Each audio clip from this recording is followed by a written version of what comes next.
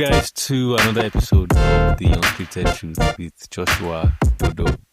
This is another episode where I ask my friends questions they know nothing about. So with me here is Omotebs, Fortune, my very good friend. Hello, Wagwan. I'm Fortunatus. Okay. So Fortunatus, I know you, but then introduce us to the audience. Introduce yourself rather to the audience, not us. They already know me. Okay, so my name is Fortunatus Olorunsola. I am a aspiring. I'm on track to becoming a software engineer. Yes, that's like the major thing I do. Anyway, that's the most relevant thing I do. Everything else is hobbies but yeah, I'm a software engineer. I really love music. I love books. I love information. I really love information. I really love information. Did I mention I love information? You almost forgot to say you love information. Yeah, that's where I am. Okay. I'm Nigerian. I don't know if you have an international audience. But Yes. I know people who listen from Gen. Are you joking with your statue? Hello. There are people in Guten Poland. Morgen. Do you know Polish not to speak? Polish. I'm sorry, please. From Poland. That's really funny for us. Yeah, I know it's funny for you, but like, it's a joke. Yeah, we don't think you speak Polish. Yeah. But yeah, you speak Polish, but like, you don't speak I speak English. Shoe Polish or something. Kein Deutsch. No. Ein bisschen Deutsch. That means a little Deutsch. Okay. German. Yeah. It's not very good. I speak Pidgin. see. My friends say I can't speak it. I can't. Yeah, I sure. understand you, but that's my mother tongue. That's why I understand. No, Do you speak? I understand. Do you know here? I understand. Do you Yoruba. speak? I understand Yoruba. Oh yeah, no. Let's just leave it at that. Let's leave it at that. So yeah, enough introduction. We know that you're aspiring to be a software engineer. I believe you're currently writing Go. Yes. Yeah. Go, a very, very concurrent language. That's what it's known for. Yeah. So design. I was part of design. Yeah. Yeah. Like I just said, it's concurrent. But yeah, okay. Let me start with the question. So, why software engineering? Why did you choose this path? To be honest, I kind of chose it as an entry way. Like, I know I really like low-level stuff. It just really appeals to me. It's boring, but I don't know. It really appeals to me. So, but I don't think I can start there, especially because I'd like to, now how they say, fund your passion with your work. Like, work first and then you can use that to fund that. There may be to say that thing, but that's the message. Yeah. So that's what I'm trying to do on one hand. On the other hand, I know that the skills I will learn doing software engineering are things that will immediately transfer. Like, they will be like, be there. Yeah. That is, that will carry me through into, the really low level, low level stuff I want to do, Linux development, kernels, that kind of thing. So this is me breaking into tech and seeing, how to do it here, seeing if I can perform well enough here that, later on I can decide then to, transition into what I really want to do. Also, it's just very fun. It's very fun. People who don't like low level will disagree with you because it's low level. Like, yeah, it's kind of stuff. Like, it's difficult. Yeah, I remember the other day we were talking about how you were telling me about the what we call advancement in computing with quantum computing. Oh yeah. And we're just like we were like, let's just leave out there and go like study quantum computing because let's just do it for the flex. Yeah, for the flex. What are you talking about? You guys are using CPs. Yeah, come on, like one. We're operating on a different level. Oh, but yeah, that's that. So what's the journey like? What's Like, how's that coming to be? You said you're aspiring. Is Yeah. there anything you're doing right now? Yeah, actually, I joined a program in Lagos. It's called Learn to Earn. It's a hire, train, deploy program where they kind of screen people, select a few people, train them, pay them while they're learning, so they're motivated, they keep learning, Right. and then provide them with jobs, place them in jobs at the end of the training program. Okay. So mine is for 2 years. So I passed the first selection stage and second selection stage, which is a month-long trial. You just write lots of code, essentially. And then I'm in a 2-year program now. Uh-huh. The first year is training, learning. Second year, you actually work as an intern. Okay. And Intern at the company, or yeah, various companies, different permits to go different places. And then you actually get into the job they promise, which it pays the biggest bucks. So yeah, that's what I'm doing now. It's kind of fun. It's teaching me a lot. As someone that I think anyone that's in that field that's really good, or is really that loves that field, not just in it for money, but loves the work. They tend to be self-sufficient to a point where it's like they only want to interact with anybody else. They want to their own learning, their own computer, no other input. Let me finish, and then they can maybe consider having people give their input. Yeah. And so I've been developing on my own. But this program is built on collaboration. And that's one of the biggest things the program is like trying to instill in its trainees. And that's collaboration. And so I think that's like the I don't know if I'm answering. I feel like I've deviated from the question. Yeah. But anyway, that's that's what I'm doing now. And collaboration is like, well, it's one of the things I'm really trying to pick up on. Is like I really like that ideology right now. It's very good. So yeah, you just brought up the topic of collaboration. So I'll give you my own experience working in a tech company, and one thing I can say is collaboration is difficult because you are, especially with people that are opinionated. Oh my God, it's so difficult to work with them. Like, they believe that what they know is absolute. Yeah. And when you try to, and you're not even challenging them, you're just challenging the idea that, okay, this is not going to be the best. They're like, you know what? Like, no, just get out. You don't know anything. You cannot even code, say.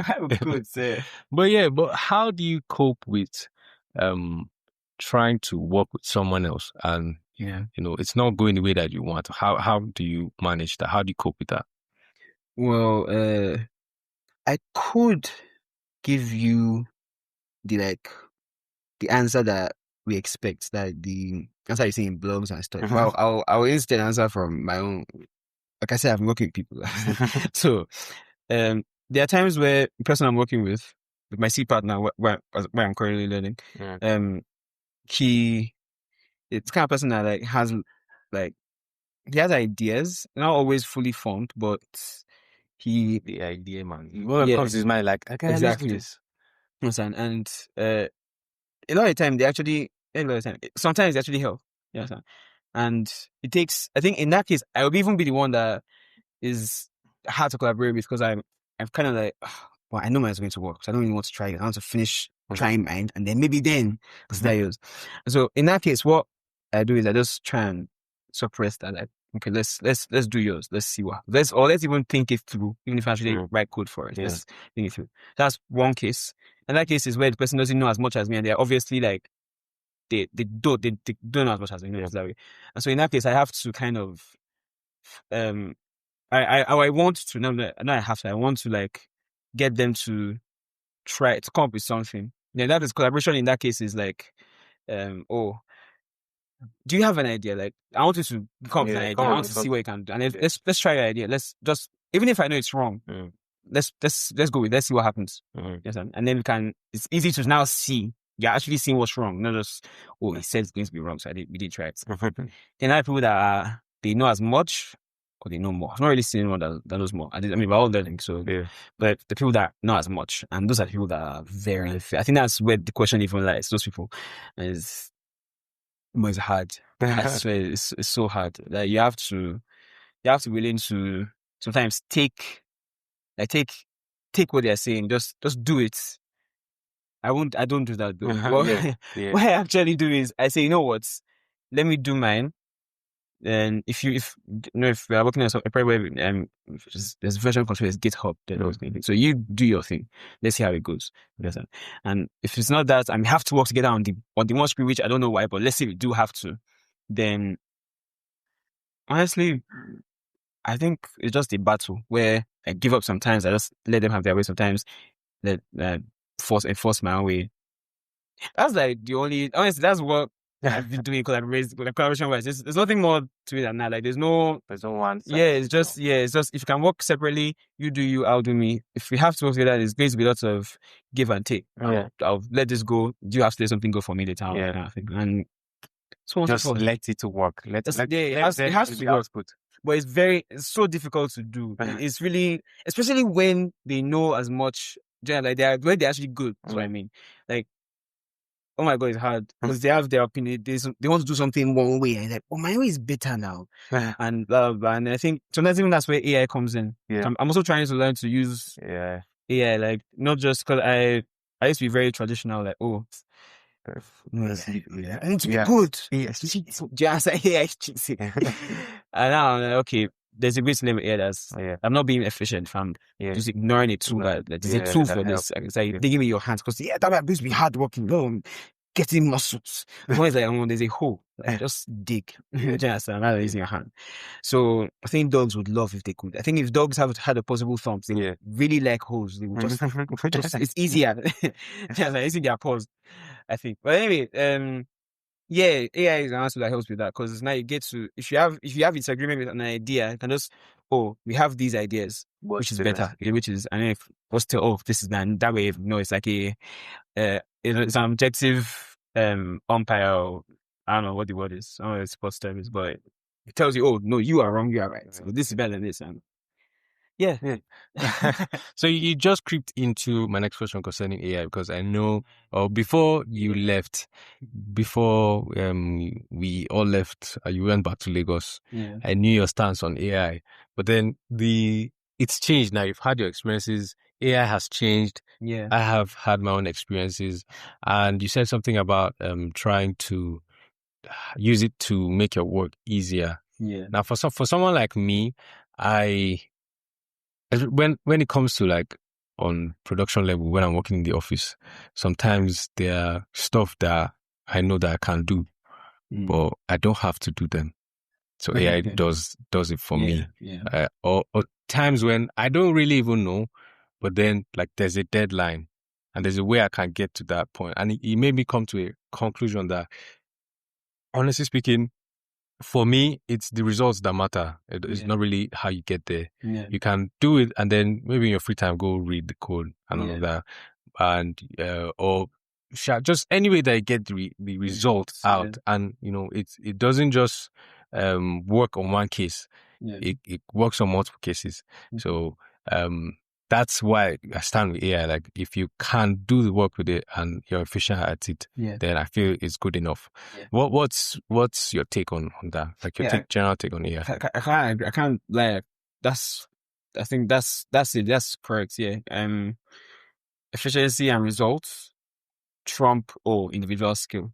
And that's in fact my whole message today is going to be around that collaboration and AI because one of the ideology that this program is really imparting is individual skill is not as good as collective intelligence. It's like, if you're the one guy here that's really bright, but everyone else is just kind of shit.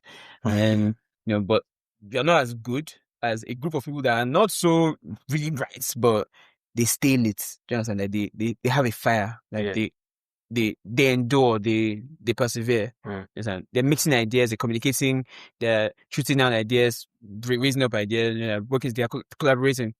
They will thrive better than because it's a lot more productive and efficient actually to have lots of people that are good than to have one exceptional individual. In this case, anyway. Because we know that tech is not built by one person. So it's not a place where you share. It's not school where you first class and you everybody else is like someone. No, it's not that. So yes, especially since the only thing I'll say is, you are already working. You're working in real like you have a real job. I'm learning. Yeah. And so for me, I wouldn't like you said, you would, and it means that you already know how to do. You would just and by one level, I'm trying to just like get that thing I already know to become a habit, like something I can. Sort of like reversing a string, something I can do myself. Something that's so simple to do, and counting, finding digits in a string and assuming them up, that kind of thing. Those are things that they're so like the thing that I've done it so much. Yeah, common string manipulation operations. Yeah. So, there are not many things that I will just hand off to AI at this level for me right now. And there's going to be a time I'm going to do that. I'm not going to come and start reversing a string. It's just write the code. And it's very short. But so yes, I would say at your own level, definitely results matter. Nobody cares that please, it's taking 2 years, but it's a skill. That guy is so good by himself. So good. Oh, bro, like AI is me and getting results. I have a deadline. It's a client waiting. But for me, there's no client waiting. Yeah. And so for me right now, the important thing is just actually building that skill, like build a skill. And also use AI the right way. It's like remember the time I wrote okay, let's read string reversal. It's a very basic thing. So I wrote my way to reverse a string. What I did was I indexed from the last character and printed every character through to the first character. Very common. That's obviously and then I was like, okay, ChatGPT, I think it's Claude. Can't remember which. But I really like Claude as my tutor. But anyway, so I wrote this. This is my code. I'm trying to reverse a string.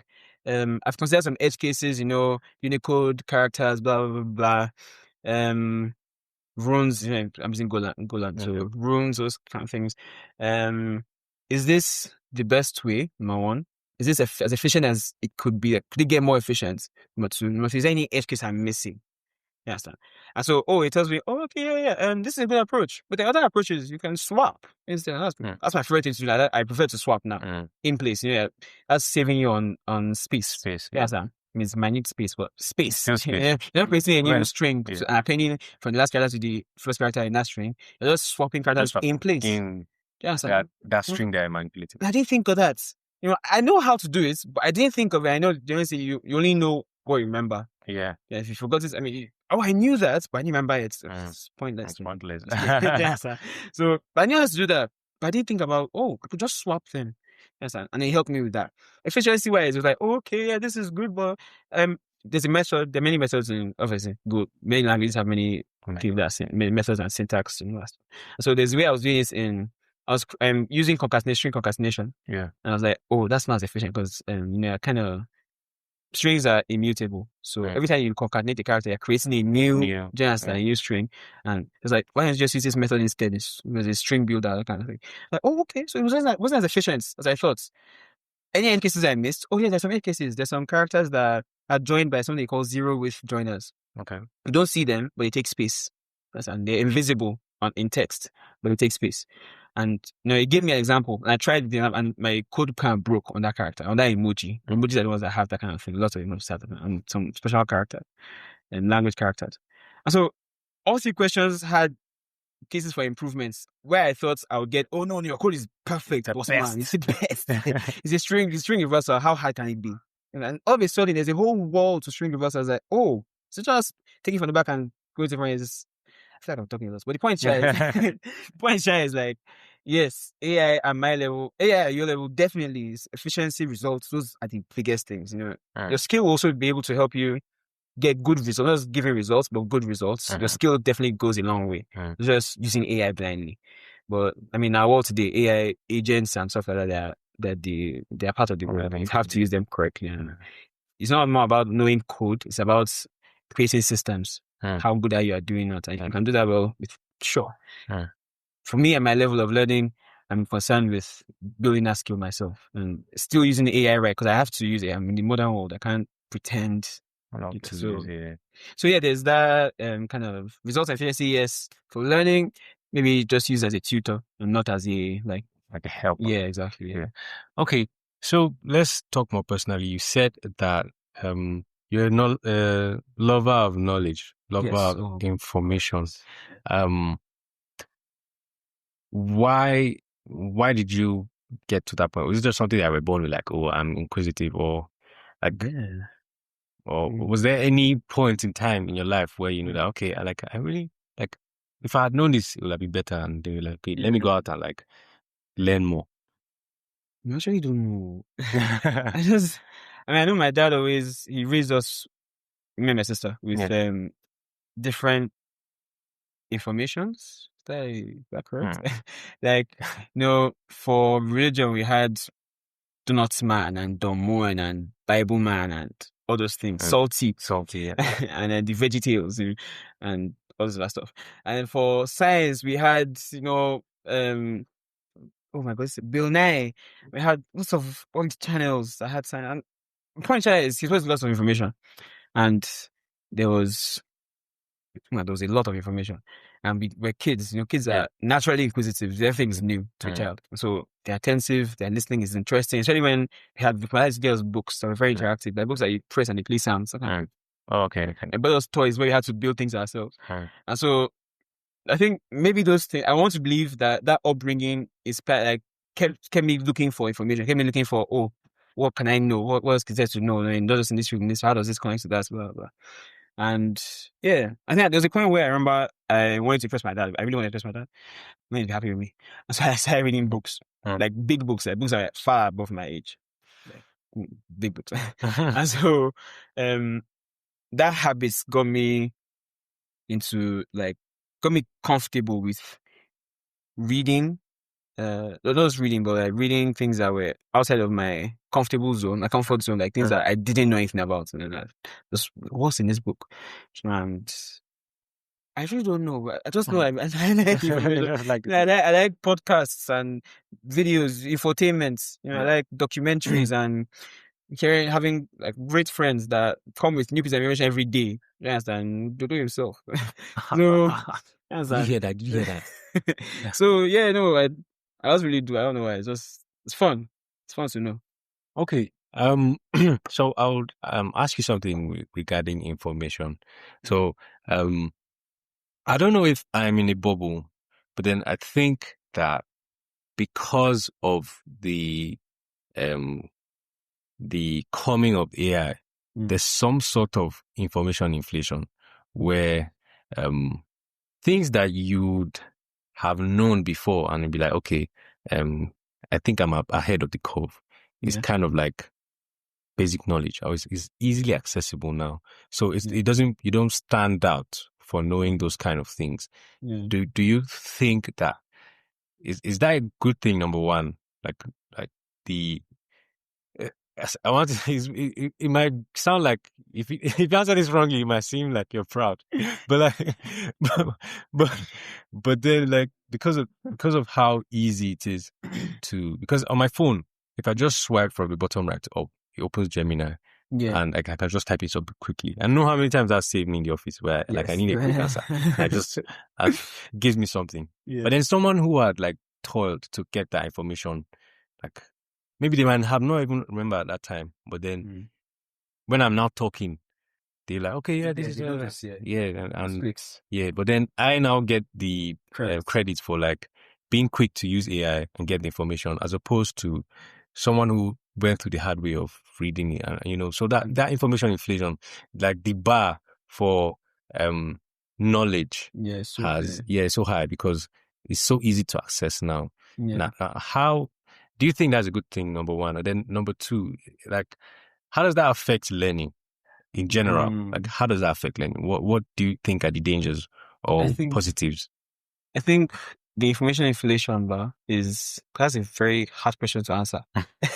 There's so many facets, there's so many sides to it, there's so many angles to answer it from. But let me start with this way. I'll say it's a good thing, I think. It's a very uncomfortable thing, but it's a good thing. It's good because the reason why it's good. For learners, it's good because it forces them to learn to pick what to learn. Like there's too much to know. Now you are faced with and then AI is another thing that's even helping us know that AI is the master knower. It knows everything anything that humans have created as on the internet or has been snapped or AI knows. We can't know more than this. Like we don't have capacity Can't to out to know. Yes, do you understand? Yeah. Like it can. There's no forgetting. Yeah. It knows. It knows. You understand? It doesn't forget the facts. It's like, oh, it doesn't need to go. Oh, yeah, that's true. I mean, yes, it does that. It does but like that. the facts, information, I'm going to get back to that actually.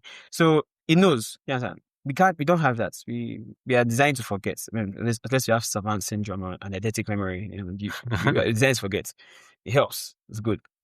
So, but Nicolas Sadirac, if you can Google him later, Nicolas Sadirac, the founder of O1 Edu, the mastermind behind the pedagogy of O1 Edu, he said that every time we design technology for something, it solves a problem. It takes over something that we don't need to do as human beings. For example, we have a broom, so I don't have to go and start using my hand to sweep back the floor. Okay. Yes, and we have caterpillars, to do our roads. We actually have to have tons of men like doing roads. We just have a single machine that does that. Now we have AI. Obviously, we don't have to know as much. We don't have to keep all that in our head. So humans are now forced again to find what their role is in a world where something that they really didn't need to do is now being done by a tool. Yeah. So where do we fit in? And the answer is creativity.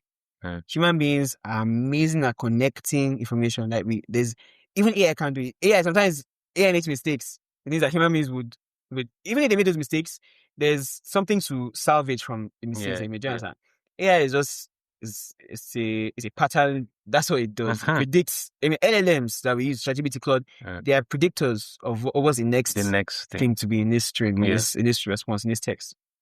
In this language. And so human beings, we are not predictors of language. we are designed to survive, to create, to think. Our brains are phenomenal. And we don't need to waste planet's resources or supply us with electrical power 24/7 that costs billions of dollars per year to think. Compared to AI, we just think. Think. All we need is food and water. Yeah, and good. Many of us don't even consume that much food. Individually anyway. Yeah. Just take a guy. I give him a plate of rice and water. He's good to think for the next few hours and be fine. He's not going to worry about hunger anymore. Do you understand? Don't need billions of dollars of power. They give us electrical power. And my point here is that we have to now find our role again. And it's not knowing, obviously, because AI can do that now. So what's our purpose? Do you understand? Our purpose is, I think, to connect dots, to be creative, to use the tools we have to solve problems that we couldn't solve before. There are always problems to solve. So the idea that your job is not a problem to solve. It's a job. So there are problems to solve, and people are solving problems in new ways with AI. So that's for learners on information and information inflation. Then there's the other reason I think is good is because now experts have to be careful. They can't make mistakes they used to make before. Yeah. Now people can cross check what you're saying. Yes. You say the wrong thing. You're wrong there. Gemini said that and all that. Now you either have to defend what you said is true, or you have to correct. Yeah. And so now it's holding people. It's a new level of accountability for experts. Get your facts straight before it come out. Because somebody in the audience has a phone. It's Google, and they will prove you wrong. And they will not, perhaps some people are not even nice. They will not hesitate to, in public, demolish you. You are wrong. You don't know shit. That's it. And so, it's, like I said, it's uncomfortable for everybody. It's a new adjustment period. The amount of information we have, it's a lot, actually. It's too much. And then, I think it's just, for learners, being selective is a skill we have to learn now. What do I want to learn? What do I need to learn? Am I learning, what's your goal with learning? Am I learning for school? You have a curriculum, kind of thing. Am I learning because I want to get a job? Then you have to know what your job demands. You guess. Am I learning because I want to know? Oh, then interest. Then let your interest guide you. Your goal, what you need. Those things. Learn just learning selectivity and be selective. Yeah. Experts are learning accountability. I have to get my flash. And there's a lot more to it, but I think I'll stop this. I don't talk too much. You talk a lot there. See, I don't have to talk too much. But yeah, no problem. It's knowledge. You're educating. It's a tough question. Yes. So I used to whenever I prompt AI and I have like answers that are not correct, like the other day, when I came to Kaduna, I met with one of my friends that we're currently working on something, building together. And that whole day was just a prompt session. Like we just prompted AI. We needed to build a schema, and then like we had the idea, needed a schema, and then we're doing the creative part for it. Yeah. And then it was like skipping steps and all of that. And I later on like came to conclusion, okay, yeah, this is it just feeds off of like data that already exists somewhere. Yeah. Creativity is not really its thing. Yeah. So I was not like, okay, this was by myself. I didn't tell my friend. I was like, okay, what if like the mass amount of data, like theoretically, that just goes out like for the next 5 years is wrong. It would just be so funny. It would be so funny. Like 5 years is a lot of time to get enough data that could mess with the years of information. So even AI will have a tough time with trying to connect the dots, know which is wrong, which is right. And it will be so funny. So my question is, what do you have to say to people who are over dependent on AI? Yeah, because this might sound far-fetched, but then it's not far-fetched. It's happening in real time. Yes, it's really happening. Because it's a problem. Okay. In fact, it's humans that are having a hard time deciding what they feed their AI. Do you understand? Because like lots of information on the internet now is generated by AI. Texts. Yeah. And the problem now is people are growing on information that AI made. Yeah. And so now the information being fed back to people is the information that's from AI, which AI got from us. So AI learning from us. Now people are learning from both us and AI. And slowly it's becoming that AI is the main. Do you understand? Yes. And I mean, I know I checked recently. I saw that people still use Google more than they jump to their their LLMs for the chatbots for thing. But it's really close now. It's like chatbots are catching. People are jumping to their AI than the Google search bar. Yeah, and even when you go to the Google search bar, the AI is just there. It's the first thing you see. And so AI, and so the information is kind of in a closed loop now. And so that thing you said about the false information is happening because AI gets some things wrong. Yes, and now it takes. Remember, Kotskazat, there's a channel on YouTube called Kotskazat. It means in a nutshell. They do these science infotainment kind of videos. And they came back with a video where they corrected a fact they got wrong. Where, in fact, that the internet got wrong. About the length of thank you. Nerves. And if you've ever seen that video, you know how long it took them. It took them over a year to correct that fact. Do you understand? Because I think they were saying that they were trying to correct, and then they couldn't get the original source. Yes, that's what I was doing. Couldn't get the original source. Now, because everyone decided this person, that person said that person, and there was just a long chain of this person said that person. Where is the source? And they went back to this. I don't even know how they found us. A year this took. You understand? Of sending out emails to institutions and trying to get books and buying books, just to find out where the source was. And apparently it was, I don't get any of the details wrong, but point is that the source said something that was misinterpreted, and then from there it became a fact that everyone suddenly accepted. Oh wow! And the length of, I think it was the interest number, largest can go around the earth. All your nerves in your body can go around the earth. And that's not really times. Yeah, it's crazy. Yeah. So I know how many times I've seen that. Yes, I have said it. I've said it to people. Say, I had to drop. Oh, do you know that? Pass wrong information. Yes, exactly. And that's exactly the past wrong information now is out there. Because that video, while they've made the correction, how many people may see that video? Yeah. That fact, I said that fact to someone when I was in GSS 2 or GS3. That person has gone on into this world with that information. And they probably said to some other person, people, that's misinformation, just spread. They've told somebody else, and no, human beings are so, I influence spreads. Yeah. At the point is the same thing is happening with AI now. So it's not far-fetched that this false information thing is going to, and so people have to, it's very hard. It puts the onus of cross-checking now back in human hands. We have a tool that's supposed to help us, that's supposed to make it easier for us, and now we have to kind of do the hard work for ourselves again. Because now we have to verify, cross-check. And to be honest, we can't all do that. I can't actually cross-check every information that comes my way. I'm not a machine. I'm not Sherlock Holmes. And so I have to take some information with like for granted. I have to just take it as it is. Do you understand? And I think it's one thing I'll say is there's hope. There are people on this planet whose job it is to verify information. And so thankfully, that's where collaboration, do you understand? Yeah. Some of the entire billions of us are putting lots of money and time to verify information. Yeah. Thank them. They're doing their best. There's lots of news platforms. I think there's something called Brand News. I get lots of ads about. There's blogs and all these things. People are doing their best to verify information.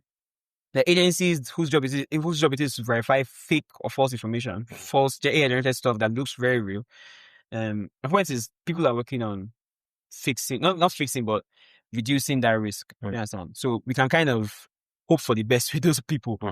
Then two is the way to at the bottom of all these LLMs. AI can make mistakes. Cross-check. When it gives you it. So sometimes if it's something that is important, like not just a small, simple fact, oh, you know that the body can spread the that kind of thing. But when it's like something you're putting in paper in your for schoolwork, in code. Yeah. Sorry, code as in what do you call those things where like life is evolved, health, like that kind of thing. Critical systems, yes. Go through its sources and cross-check. Yeah. Where is this coming from? Do that. It's pays. Yeah. It's a lot of work. I won't lie. And this question is I can go on, but I will stop here. And I knew you'd have like an opinion about this, but that's why I asked. So because especially when it comes to development, and we're going to end the podcast here. I saw something and better in our thought that said AI is making developers slower. Now, obviously, it depends on how you use it. This is if you're using it ethically, because if you're using code for production software, you can't, you won't read the code. Especially if you're working in a large database and you're always changing, and you have to read your code. Now, it's a known fact that it takes longer to read code than write code. Yes. Because you're trying to understand what's happening. That's why lots of programmers are so stuck on readability. Yes. When I write, it's like every language has conventions for readability. Yes.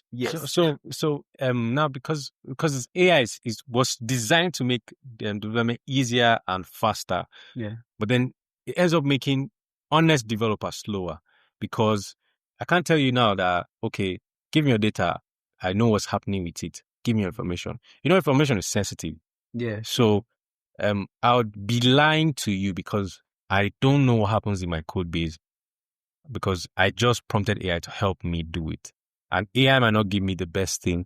There might be, security leaks. There might be, places where like dead ends to data where, there's nothing that happens to that, data at that point in time. You get what I'm trying to say, Sha? Just inconsistencies in your code base that can lead to, the app or the data that's being put into the app, leaking. So, my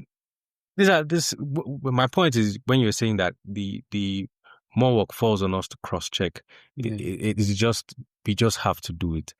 Like it's AI, it's helpful. My dad is so much on AI. Like sometimes at the beginning of the year, he was like, "This will learn AI." I was like, AI, like just AI. I was like AI is more than just. I swear. And I was like, okay, yeah, I think I'll go into AI engineering and all of that. But then I tried and I was like, my mind's not really there. Yes, it's not really for me. I have a path that I want to go down to. Yes, but then I don't really think it has to do with AI. And a lot of people might not know this or be as informed about this. And that's why I'm doing this episode, to like kind of let people know that, okay, this is AI, it is good. But then don't be over reliant on it, because it can be faulty. Yeah. It's coming. The information is coming from somewhere. It doesn't just pull it from his head. I know this. So this is where we pull the curtains. It was a nice conversation with you. You have a lot to say about this stuff. Yeah. Oh my God. See. I know that if I let you, we could go. So many sides, so many things to explore. Yeah. So another day. Let me see you again. So yeah, and today is our convocation, so this is special. Yes, this is a special day. So yeah, this remains the unscripted truth. But should you have anything for the audience? I'm really good at unscripted. But I am hope. if you actually listen to this, very, very meaningful. Like, you want to learn, like, well, good on you. So yeah, like, thanks for this thing. I hope I wasn't boring. I don't know, like, I'm just so impressed. I actually got to the end. I don't even lie. So, yeah, good on you, thanks. Yeah, this reminds me of scripted truth. I am hope. I am.